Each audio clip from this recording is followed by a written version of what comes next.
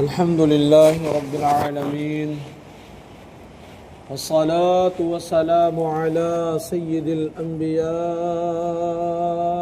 والمرسلين أما بعد فأعوذ بالله من الشيطان الرجيم بسم الله الرحمن الرحيم أتأمرون الناس بالبر وتنسون أنفسكم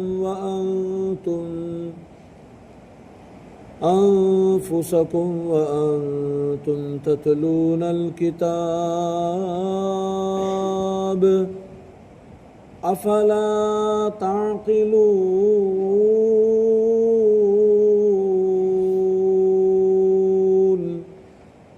صدق اللہ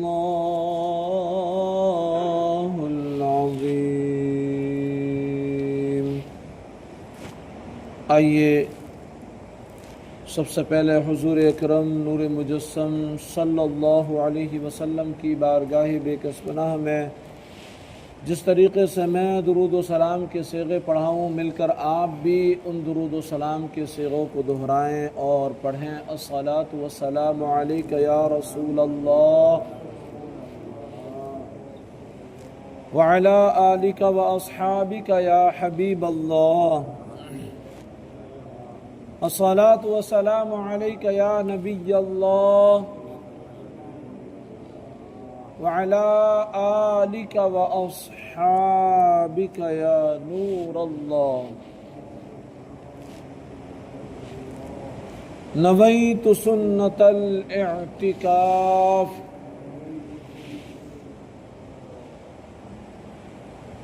اللہ پاک کلام مقدس میں ارشاد فرماتا ہے، کیا تم لوگوں کو بھلائی کا حکم دیتے ہو اور اپنے آپ کو بھولتے ہو؟ حالانکہ تم کتاب پڑھتے ہو تو کیا تمہیں عقل نہیں؟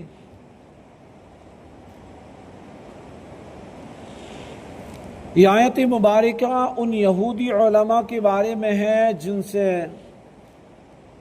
ان کے مسلمان رشتہ داروں نے دین اسلام کے متعلق دریافت کیا تو انہوں نے کہا، تم اس دین پر قائم رہو، محمد عربی صلی اللہ علیہ وسلم کا دین حق اور کلام سچا ہے۔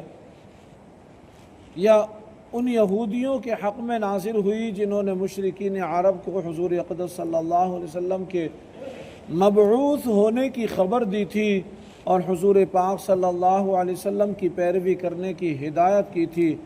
پھر جب نبی پاک صلی اللہ علیہ وسلم مبعوث ہوئے تو یہ ہدایت کرنے والے حسد سے خود کافر ہو گئے، تو انہیں فرمایا گیا کہ لوگوں کو نیکی کا حکم دیتے ہو اور خود کو بھلاتے ہو، یعنی خود اس نیکی پر عمل نہیں کرتے۔ یاد رہے کہ اس آیت کا شان نزول خاص ہونے کے باوجود حکم عام ہے، اور ہر نیکی کا حکم دینے والے کے لیے اس میں تعزیانہ عبرت ہے۔ یہاں ایک بات ذہن نشین رکھیں، معمولی فساد اس وقت بہت بڑے فتنے اور تباہی کی شکل اختیار کر لیتا ہے جب اس کا ارتکاب کرنے والے خود وہ لوگ ہوں جو دوسروں کو تو بھلائی کا حکم دیتے ہوں، لیکن جب ان کے عمل سے پردہ اٹھے تو معلوم ہو گناہوں کے سبب سے گناہوں کے سب سے بڑے مریض یہی ہیں۔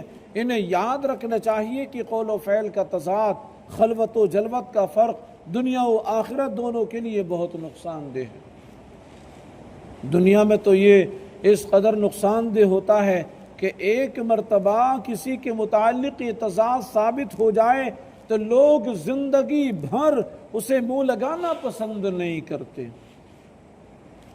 بلکہ ایسوں کے عمل کو دیکھ کر نہ جانے کتنے لوگ ہمیشہ کے لیے دین ہی سے متنفر ہو جاتے ہیں، دین سے نفرت کرنے لگ جاتے ہیں، اور آخرت میں اس کا نقصان کتنا زیادہ ہے اس کا اندازہ اس روایت سے اور حکایت سے خود ہی لگا لیجئے کہ کہ حضرت عدی بن حاتم رضی اللہ عنہ سے روایت ہے، میرے نبی پاک صلی اللہ علیہ وسلم نے ارشاد فرمایا قیامت کے دن کچھ لوگوں کو جنت کی طرف لے جانے کا حکم ہوگا، یہاں تک کہ جب وہ جنت کے قریب پہنچ کر اس کی خوشبو سونگیں گے، اس کے محلات دیکھیں گے اور اس محل جنت کے لیے اللہ کی تیار کردہ نعمتیں دیکھ لیں گے، تو ندا دی جائے گی کہ انہیں جنت سے لوٹا دو، کیونکہ اس کا جنت میں کوئی حصہ نہیں، جنت میں لوگوں کا کوئی حصہ نہیں۔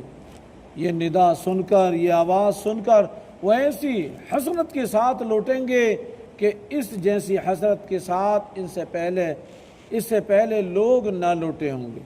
پھر وہ عرض کریں گے یا ربی، اگر تو اپنا ثواب اور اپنے اولیاء کے لیے تیار کردہ نعمتیں دکھانے سے پہلے ہی ہمیں جہنم میں داخل کر دیتا تو یہ ہم پر زیادہ آسان ہوتا۔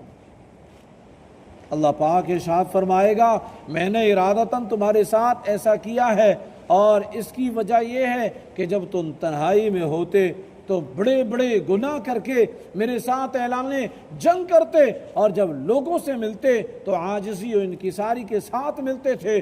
تم لوگوں کو اپنی وہ حالت دکھاتے تھے جو تمہارے دلوں میں میرے لیے نہیں ہوتی تھی۔ تم لوگوں سے ڈرتے اور مجھ سے نہیں ڈرتے تھے، تم لوگوں کی عزت کرتے، میری عزت نہیں کرتے تھے، تم لوگوں کی وجہ سے برا کام کرنا چھوڑ دیتے لیکن میری وجہ سے برائی نہ چھوڑتے تھے۔ آج میں تمہیں اپنے ثواب سے محروم کرنے کے ساتھ ساتھ اپنے عذاب کا مزہ بھی چکھاؤں گا۔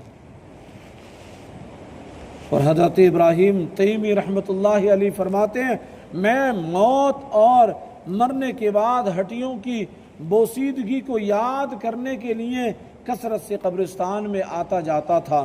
ایک رات میں قبرستان میں تھا، مجھ پر نیند غالب آ گئی، میں سو گیا۔ میں نے خواب میں ایک کھلی ہوئی قبر دیکھی اور ایک کہنے والے کو یہ کہتے سنا یہ زنجیر پکڑو اور اس کے منہ میں داخل کر کے اس کی شرمگاہ سے نکالو۔ تو وہ مردہ کہنے لگا یا ربی، کیا میں نے قرآن نہیں پڑھا؟ کیا میں نے تیری حرمت والے گھر کا حج نہیں کیا؟ پھر وہ اسی طرح ایک کے بعد دیگری نیکیاں گنوانے لگے گا، دوسری نیکیاں گنوانے لگے گا۔ تو لوگوں کے سامنے میں نے سنا تو لوگوں کے سامنے یہ اعمال کیا کرتا تھا، لیکن جب تو تنہائی میں ہوتا تو نافرمانیوں کے ذریعے مجھ سے مقابلہ کرتا، اور تم نے میرا کچھ خیال نہ کیا۔ یاد رہے کہ اس آیت کی مراد واعظ و نصیحت کرنے والوں کو تقوی و پرہیزگاری پر ابھارنا ہے، بے عمل کو واعظ سے منع کرنا مقصود نہیں۔ یعنی یہ فرمایا ہے کہ جب دوسروں کو واعظ و نصیحت کرتے ہو تو خود بھی عمل کرو۔ یہ نہیں فرمایا کہ جب عمل نہیں کرتے تو واعظ و نصیحت کیوں کرتے ہو، یہ نہیں فرمایا، کیونکہ عمل کرنا ایک واجب ہے اور دوسروں کو برائی سے روکنا دوسرا واجب ہے۔ اگر ایک واجب پر عمل نہیں تو دوسرے سے کیوں روکا جائے؟ حضرت انس بن مالک رضی اللہ عنہ فرماتے ہم نے عرض کی یا رسول اللہ، ہم اس وقت تک دوسروں کو نیک اعمال کرنے کی دعوت نہ دیں جب تک ہم خود تمام نیک اعمال نہ کرنے لگ جائیں، اور ہم اس وقت تک لوگوں کو برے کاموں سے منع نہ کریں جب تک ہم خود تمام برے کاموں سے نہ رک جائیں۔ حضور پاک صلی اللہ علیہ وسلم نے ارشاد فرمایا سنو، ایسا نہ کرو۔ میرے نبی پاک صلی اللہ علیہ وسلم نے ارشاد فرمایا ایسا نہ کرو، بلکہ تم نیک اعمال کرنے کا حکم دو، اگرچہ تم خود تمام نیک اعمال نہیں کرتے، اگرچہ تم خود تمام نیک اعمال نہیں کرتے، اور برے اعمال کرنے سے منع کرو اگرچہ تم خود تمام برے اعمال سے باز نہیں رہتے۔ یہ حکم ارشاد فرمایا تو پتہ چلا نیکی کی دعوت دینا، برائی سے منع کرنا یہ بہت بڑی نیکی ہے، اور یہ ایسی نیکی ہے کہ بندے کو دنیا میں بھی عزت دلاتی ہے اور آخرت میں بھی بیڑا پار لگائے گی۔ اللہ پاک ہم سب کو کہنے سننے سے زیادہ عمل کی توفیق عطا فرمائے۔ الحمدللہ رب العالمین والصلاة والسلام علی سید المرسلین۔ یا رب مصطفیٰ رسول کریم صلی اللہ علیہ وسلم کے واسطے ہمارے ماں باپ کی، ساری امت مسلمہ کی مغفرت فرما۔ یا اللہ کلام مقدس کی تلاوت کی، اس کا ترجمہ اور تفسیر بیان کیا، مولا اسے اپنی بارگاہ میں قبول و مقبول فرما لے۔ اے اللہ اس کلام مقدس کی تفسیر کے حلقے میں بیٹھنے کی برکت سے مولا ہماری آزمائشیں دور کر دے۔ اے اللہ برائیوں سے بچا لے، بد کرداریوں سے بچا لے، برے اعمال سے بچا لے، برے لوگوں سے بچا لے، بری صحبتوں سے بچا لے۔ اے اللہ نیکیوں میں ہمارا جی لگا دے، نیک لوگوں کی صحبت نصیب فرما دے، نیک محافل میں شرکت کرنے والا بنا دے۔ اے اللہ مساجد میں ہمارا جی لگا دے۔ اے اللہ ہمیں نیک کام کرنے والا بنا دے، عبادتیں کرنے والا بنا دے، ہماری عبادتوں میں خشوع اور خضوع عطا کر دے، سجدوں میں لذتیں عطا کر دے، تلاوت قرآن کا ذوق و شوق عطا کر دے، درود و سلام کی کثرت کرنے والا بنا دے۔ اے اللہ تیری رضا والے کاموں میں لگا دے، تیری ناراضگی والے کاموں سے بچا لے۔ اے اللہ ایمان کی حلاوت نصیب فرما، ایمان پر ثابت قدمی نصیب فرما۔ اے اللہ ہماری دعاؤں پر اپنے محبوب کریم رؤوف الرحیم علیہ کا تحیت و تسلیم کے صدقے طفیل رحمت کی نظر فرما دے۔ سبحان ربک رب العزت عما یصفون وسلام علی المرسلین والحمد للہ رب العالمین۔ لا الہ الا اللہ محمد رسول اللہ صلی اللہ علیہ وسلم۔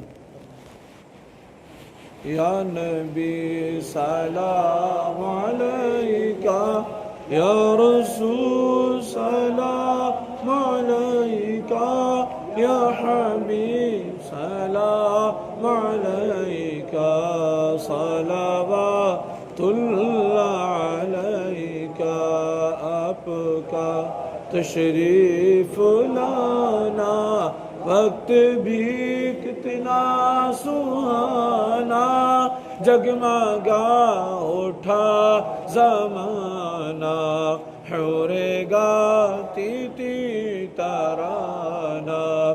یا نبی سلام علیکہ، یا رسول سلام علیکہ، یا حبیب سلام علیکہ، صلوات اللہ علیکہ۔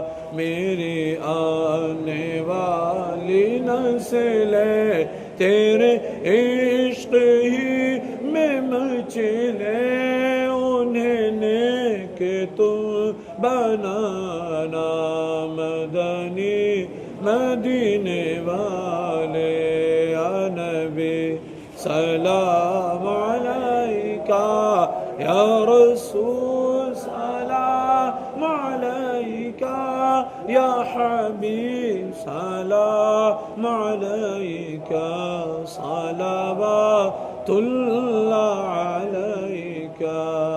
الصلاة والسلام علیکہ یا رسول اللہ، الصلاة والسلام علیکہ یا حبیب اللہ، الصلاة والسلام علیکہ یا نبی اللہ، وعلى آلك وأصحابك يا نور الله۔